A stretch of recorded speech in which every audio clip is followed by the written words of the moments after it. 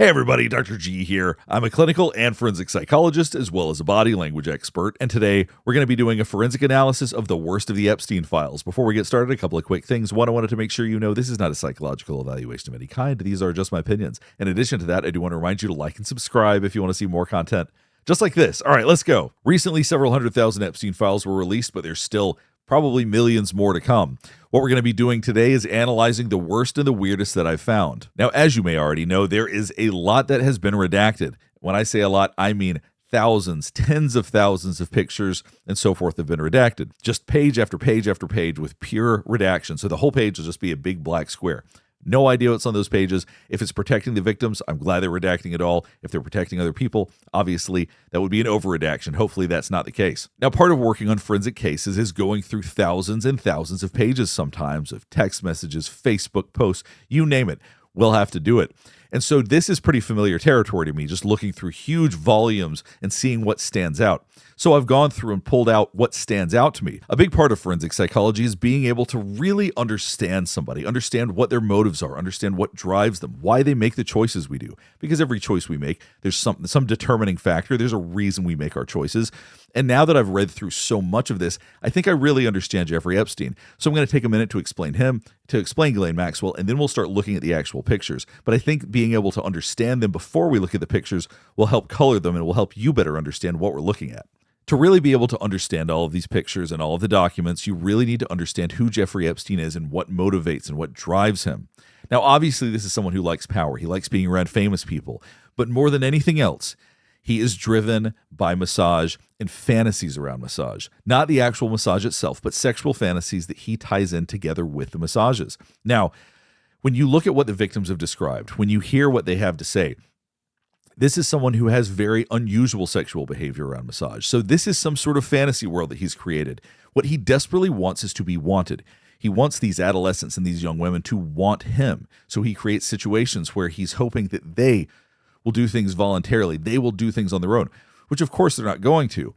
These are just ridiculous fantasies that he has. He doesn't seem to understand social dynamics very well. He doesn't really understand other people very well, but he's very wealthy, which plays very well into that. Now, here's where Ghislaine Maxwell comes in. She understands Jeffrey Epstein. She knows who he is and what he wants, and she is the one who tries to make the fantasies happen. She tries to find people that she thinks will fulfill that role for him. She gives them direction. She tells them what to do. She asks them to write letters and to write thank you notes and all of these things. That's all guided by her because she basically is trying to provide him with the fantasy that he so desperately wants. I think the dynamic between them is very much actually like parent and child. I think that at his core, Jeffrey Epstein is totally stuck in adolescence or maybe even younger. And Ghislaine Maxwell very much is opportunistic. She very much saw this opportunity. She's taking control. She's trying to provide with him, trying to curate fantasies for him. And so she very much is in absolute control of everything that these victims do. So this incredibly perverse, bizarre, and awful dynamic between Jeffrey Epstein and Ghislaine Maxwell is at the core of what we're seeing here. And I cannot overstate how obsessed Jeffrey Epstein is with massage. His entire life is hyper-focused around massage and these strange sexual behaviors. So on the one hand, you have a rich, powerful, likely psychopathic, immature man, and then you have a woman who wants to help indulge him in whatever it is that he wants, tries to create a fantasy world for him because he lives in a fantasy world. Now, in terms of how these pictures are organized, we're going to be looking at some that were actually released on December 13th. The vast majority were released on December 19th. But some of them from the 13th were so interesting that I had to include them in here as well. Now, this picture right here was from the dump on the 19th. Massage for Dummies. Now, this is far more significant than you would think because I want you to consider this is someone whose life is obsessed with massage. He has massage tables, dozens of massage tables in his house. They are everywhere. He has whole massage rooms. He is obsessed with massage. He has everybody hired for massage. So if you have somebody like that is obsessed with massage, why would they have a Massage for Dummies book? It's because he doesn't hire people for massage. He hires people because he lives in a fantasy world and he fetishizes some behaviors around massage. He has some bizarre fantasy that he insists gets played out. So this shows you everything you need to know. This is not someone who is looking for massages. This is someone who is spending the vast majority of his mental energy trying to figure out how to live out these very specific fantasies. But part of fulfilling that fantasy is that somebody maybe has a vague idea of what they're doing massage-wise. So obviously he's not going around and hiring massage therapists for the vast majority of this. I know some people were professional massage therapists, but the vast majority were not. So this tells you everything you need to know about what a perverse guy Jeffrey Epstein is and how hyper-focused and how hyper-obsessed he was with the fantasy around massage, not the massage themselves. Now, this photo looks pretty benign on the surface, but is incredibly strange. Now, if you look on the left, you'll see that there are some words phonetically written out. Bayu, bayushki, bayu. This is a Russian lullaby. But basically, the two lines of the song that he has say something to the effect of like, hush, don't lay close to the edge. It's basically an old lullaby that's a cautious tale of if you sleep on the edge of the bed, a gray wolf can snatch you and take you away. But if you have an old American saying this to an adolescent Russian, I would take that as some sort of threat, as some sort of caution. Hey, watch yourself. At least that's how I would read it. So to me, this is incredibly creepy. I don't know who he said it to, but the fact that those were the two lines that he wrote out phonetically to make sure he said it right, I think is incredibly chilling and incredibly unfortunate for whoever was the recipient of this message. Now, as far as this release of the Epstein files, which some people have described as only about 10%, there's really not much about President Trump in there. There's a couple of pictures like this, but there's very little that actually references Trump in this dump of the Epstein files. Now, this picture right here, this is very consistent with the emails that he would send. He did not like President Trump. I know they were friends at one point, but by the time Trump became president, it seemed very clear that Jeffrey Epstein did not like Trump, that he made fun of him, that he thought he was ridiculous. That's further demonstrated by these novelty condoms that he had. And as you can see, it says condom $4.50, which would be $45. Obviously, he was the 45th president, so clearly this would have been after Trump became president. Now, here's Jeffrey Epstein with Woody Allen. Looks like it's on the set of a movie or something like that, and that's how close they were. Woody Allen would be the kind of guy who would invite Jeffrey Epstein to hang out on the set of his movie. They were extremely close. They spent a lot of time together. He's the kind of guy that the House Oversight Committee should probably have some questions for. Steve Bannon is someone else that also seemed to be quite close to Jeffrey Epstein. That's not a secret. He's come out and talked about the fact that he did some 15-hour-long interview with him, so they are known to associate. Now, what's interesting about this picture is if you look in the background here, there's a photograph of what appears to be a woman passed out on a couch. Maybe she's awake, but it's a very strange position. Obviously, her face rightly is blurred out. But Epstein likes this picture so much, we're actually going to see it again later. He has it hanging up in a different room in his house. So he feels very proud of this picture for whatever reason. So here's a picture of Jeffrey Epstein, Richard Branson, and the creator of the Segway. Now, one thing that we can say in terms of body language is that all of them have very genuine smiles. If you look at Epstein, for example, the way that his eyes are wrinkled next to his smile, whatever it is they're talking about, they all actually feel joy. They all actually feel happy about this. Now, I zoomed in on this piece of paper because I was kind of curious what it said, since he was showing it off. And basically, I cleaned it up a little bit. It's still hard to read. But basically, it's calculating out some business idea. $400,000 times 30,000 people or something like that equals $1.2 billion. It looks like there's some kind of math, some kind of product or some kind of idea that they were talking about. But it's all dollar calculations that they're all laughing and talking about for whatever reason. But they all seem to be enjoying each other's company, that's for sure. Now, here's a picture of Epstein and President Trump. This was actually from the December 13th document dump. And you can tell this is a pretty old picture. President Trump looks a bit younger, but you can tell at this point they looked like they were close friends. They're standing very close to each other. I know it's in an enclosed space, but you tend not to be willing to stand this close to somebody that you dislike. So at this point, I think they were still probably getting along quite well. Now, if you look at that picture on the left, that's Bill Gates in an airplane. I presume that's Jeffrey Epstein's airplane. But if we go down, this is a much more interesting picture of Bill Gates. Now, this obviously is Bill Gates many, many years later. He was relatively young in that last picture we saw. And this is where body language comes in, because this picture fascinates me. And it puzzles me why, when this was released, they didn't release the full picture, which I'm actually going to show you because it's much more interesting.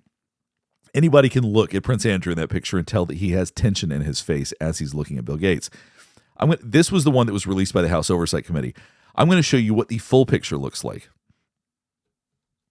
This is the actual picture, and the body language in this is fascinating.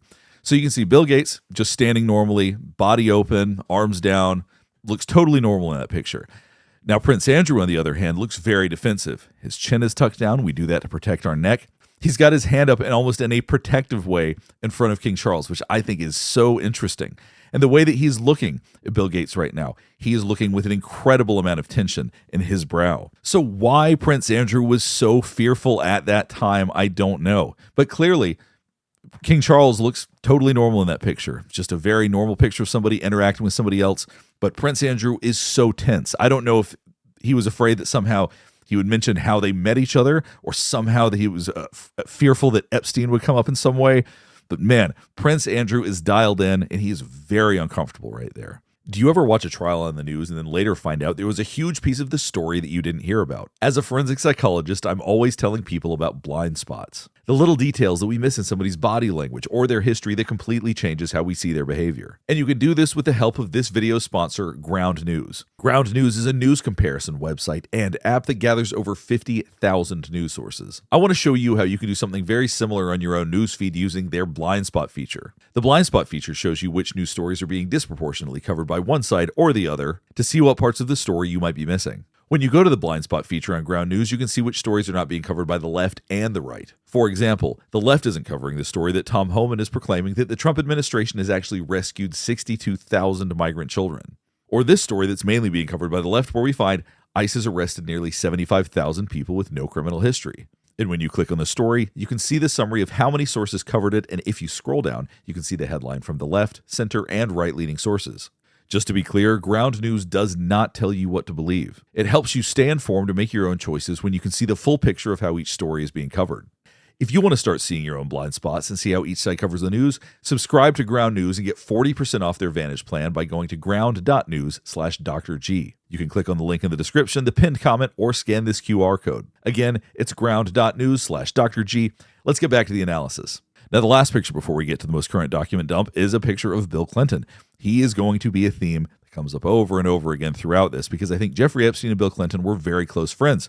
Now, Bill Clinton has said, or his representatives have said since then, he only knew him before any of these charges. He never consorted with him afterwards, but we know that's not true. Based on emails that have been released, they continue to stay in contact, and he wanted to stay in contact well after his initial conviction. Now we're going to look at some pictures inside of Epstein's house. I'm going to provide some commentary based on these various pictures, but I want you to keep in mind something I'm not going to show because there's just no point, but is important for you to understand, is that so many of his walls are just covered in pictures of naked people, mostly naked women, but not entirely. But his entire walls are covered with photographs of various people and various forms of undress. And to me, he's trying to create a sexually charged atmosphere. That's the goal there. He's hoping that other people know who he is and understand him without him having to say anything. So that's the point of that. Keep in mind, the way that we express ourselves in our environment is a representation of who we are psychologically. That's true of anybody. I've said this on other videos. Someone who's disorganized inside, your environment's going to be disorganized. If you're someone who's very controlled, you're going to have a very clean environment. So keep in mind, the goal of having all those pictures is to groom. It is not because he just loves the human form so much that he wants to have all of this art to look at it. The goal of it is for people to understand who he is. Now, that doesn't mean that people can't have pictures with nudity and stuff like that, and it doesn't necessarily mean they're perverse, but he is. So understand that's why he has it. That doesn't mean that's why everybody would have it. But when you look at everything added together, it really makes sense why he keeps so much of that kind of material around his house. Now, the reason I'm showing this picture, if you see this cord right here dangling, you can see the connection. Well, you probably can't see very well because the quality is not great, but the connections here are audio video. So he does have a lot of things around the house that are capable of recording. Now, it could be that it was just a setup for a TV, but keep in mind his house was capable of an incredibly complex wiring system. Whether or not he was monitoring everything and secretly recording it, he certainly had the capacity to. His house had the infrastructure for that type of thing. But then when we start looking at nearby rooms, these are the kinds of massage tables I'm talking about. Let's look at the rest of this room so you can see what I'm talking about when I talk about how he fetishizes massage so deeply. So here's a shelf that's right above the massage table. Now, the shelf has all sorts of massage oils on it. It also has sexual lubricants on it. All of these things are meant to imply that there's going to be more to whatever goes on than just normal massage. This is how predators try to groom people. They try to surround them with these things, try to normalize it as much as they can so that people feel compelled to do the things that he wants them to do. Now, what I presume is the adjacent bathroom, just because of the way the pictures were taken. There's also various sex toys and drawers. There's costumes here.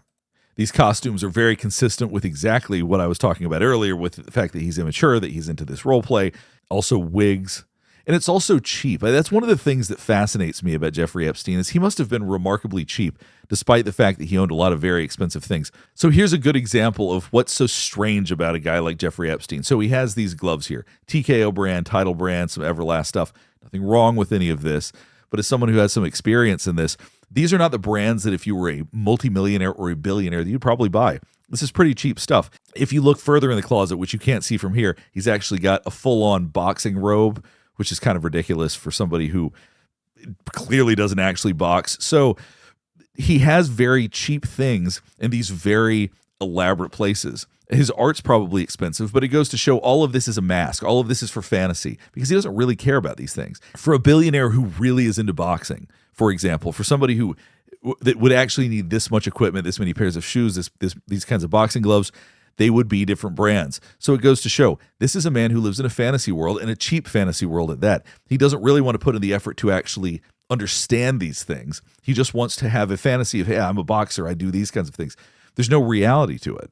And I mentioned earlier, there was that picture of the person who appears to be passed out or something laying on a bed or a couch. Same picture right here.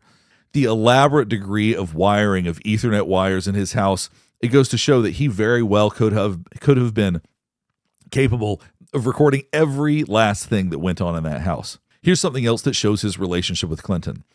If you see this picture, now he did not have this picture made. This was done by an artist that was not hired by Jeffrey Epstein. Obviously, this is a picture of Clinton wearing the Monica Lewinsky dress. And so the fact that he has this right when you walk in, and it shows this from a different angle, right when you walk in the place, it is right there looking at you.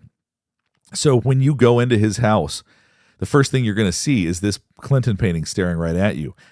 There's so many artifacts and pictures related to Bill Clinton. I just think that he had so much affection for him at one point. Now, he lost some of his trust because through his emails, you can see that at one point he basically said that Clinton can lie too easily. He lied to him about something. He didn't like that. But other than that, I think they were about as close as he could be to anybody.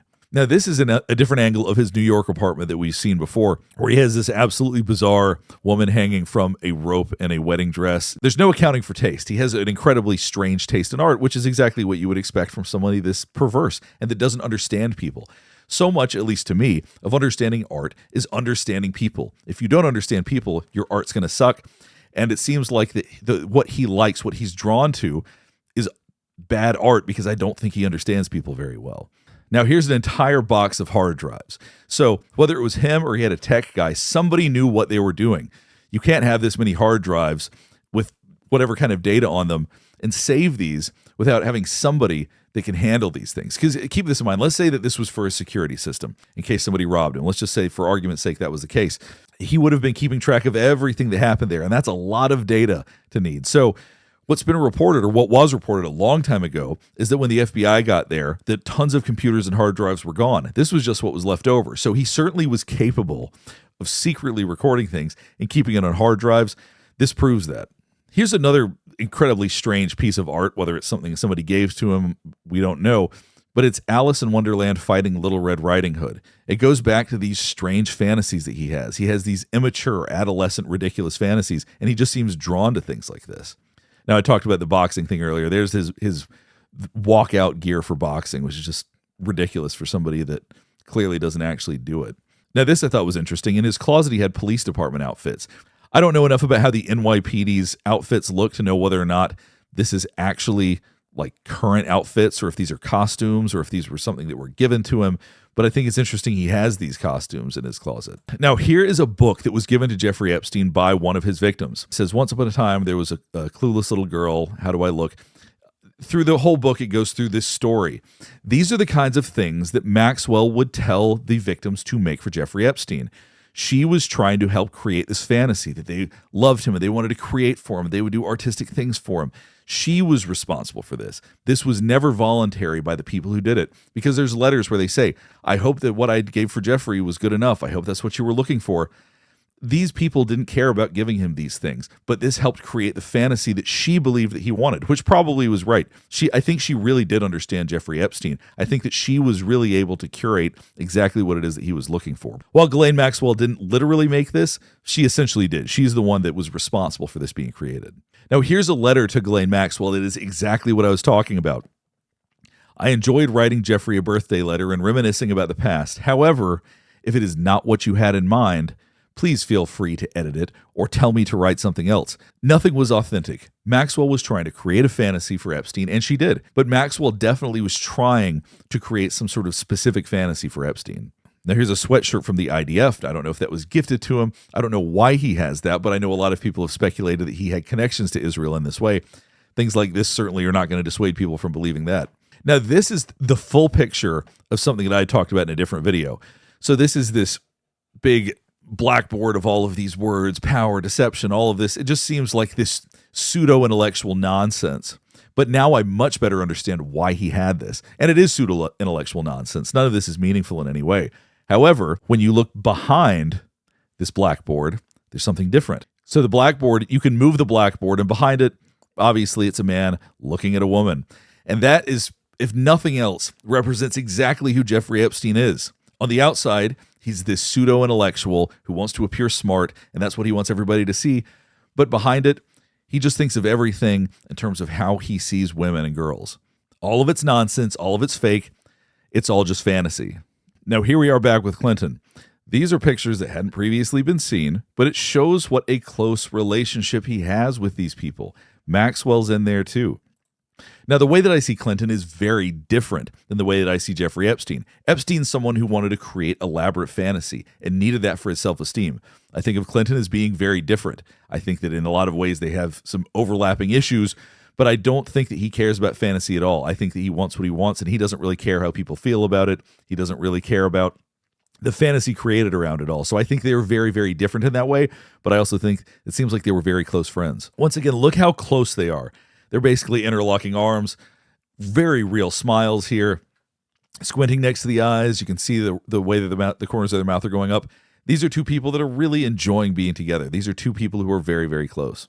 It's funny that this picture is right after the one of Clinton, because Virginia Giuffre had said that Maxwell is the one who would fly a helicopter around, that she was the one who brought Clinton to the island and so on and so forth. So it's interesting here to show her own enthusiasm for helicopters. I see pictures like this and really reflect on the fact that this man could have had whatever he wanted, done whatever he wanted, traveled wherever he wanted to go, and lived a fulfilling life. But he refused to do so because he was so obsessed with this fetishized lifestyle. It took over his life. It prevented him from being able to enjoy his life because he was so perverse. And there's no sympathy for him, trust me. But it's when I see pictures like this, it's like, when you have those kinds of resources and you could live whatever life you want, and yet you insist on ruining your life and the lives of others because somehow you lack the components of what it takes to be a human, what it takes to be a normal human and connect with people in a healthy way. Now we're going to go through a few pictures of celebrities that we have. Obviously, here's Chris Tucker singing and having a good time. So here we are with Clinton again. There are so many pictures of Clinton at various times. They're not all from one trip. They're from various trips. Clearly, they spent a lot of time together. Another picture of Chris Tucker, probably from the same trip that we just saw. And here we have Clinton and Kevin Spacey. It looks like Clinton's being playful with Kevin Spacey, attacking his back or doing something to that effect. If you look at Kevin Spacey and Clinton here, these seem like people that are very comfortable with each other. This doesn't seem to be sort of an awkward to get together with people that don't know each other. They all seem very comfortable around each other. Now, here's a picture of Clinton that absolutely puzzles me. I went to a UFC event last year, and when you take pictures with the fighters, this is basically what you do. You look at any picture of somebody with a pro fighter, and that's how they stand. I've never seen anybody stand like that in a picture that's not with someone who's in combat sports. So it's so peculiar to me that he's standing there with his fist up as though he's posing with a fighter. And why I assume that the person he's standing with is not actually someone in combat sports is that she's not doing it also. Typically, that's what you'd see. You'd see two people standing next to each other, both making a fist like that. It's just an odd picture. But once again, Clinton just seems to be having the time of his life. Really genuinely looks very happy. And here's Clinton once again, looking as happy as he possibly could.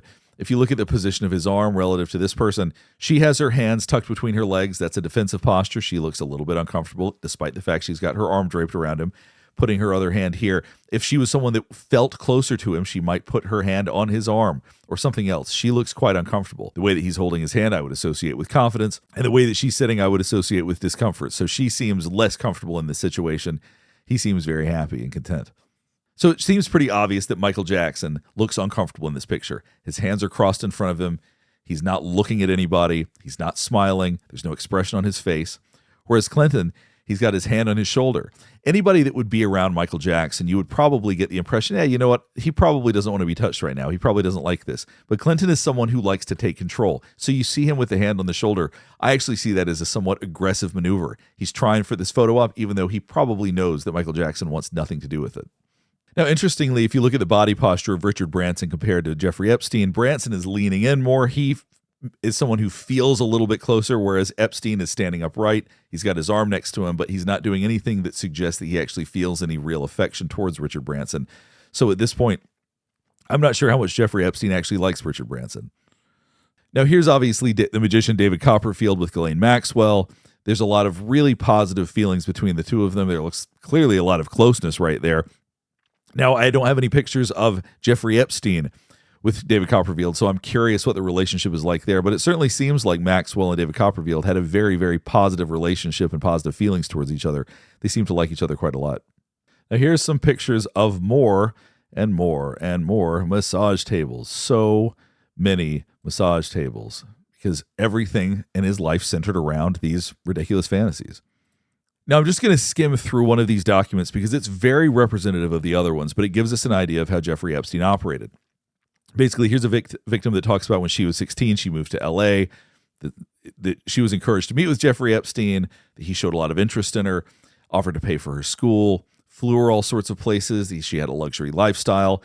And then ultimately, he would become a perpetrator and ask her to do these things related to massage, that would engage in these fantasies. And a recurring theme is that people don't want to go into a lot of details. A lot of people that talk about this are very uncomfortable. They'll say, I'm in a relationship now. I don't want to talk about this. This is typical of what people who have been traumatized go through. They don't want to revisit these. They don't want to talk about this. They've put it behind them. And then they feel foolish for things that have happened. Even though these are people that were 16, 17 years old. These were kids.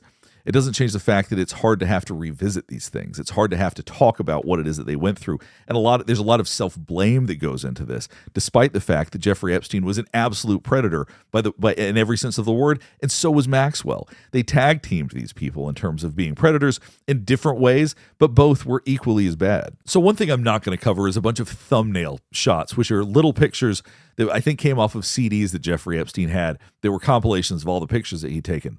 Now, one thing is identified, there were a lot of illegal pictures that were removed. It said that over and over and over again. Interestingly, there were also a ton of pictures of Clinton. And some of the discs both had Clinton and had nude people on them. So there is a question that I have as to whether or not there's a reason that they are on the same disc, or whether or not it's just half of its pictures with Clinton and half of its nude pictures that ultimately were removed. Either way, this continues to be a very, very bad look for Bill Clinton.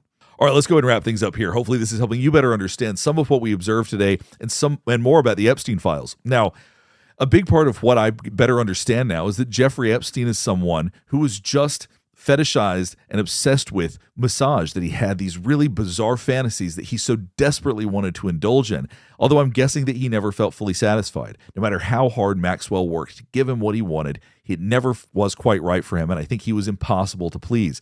And so I think his life was in the pursuit of having these weird fantasies, and nothing around him probably brought him much joy, that truly brought him much happiness, because nothing was quite like he wanted. The things he really wanted felt out of reach to him. Now, I know I didn't really talk much about President Trump here, because I know a lot of people have been looking forward to that, but this new document dump just didn't really have much of anything. Hopefully in future document dumps, if there's anything, then I'll be able to talk about that, but I can't talk about what isn't there. If you have any other thoughts about this, please let me know in the comments below. And if there's anything else you want me to analyze, I'd also like to hear about that. Last thing before we get finished up is I do want to remind you to like and subscribe if you want to see more content just like this. All right, thanks for watching.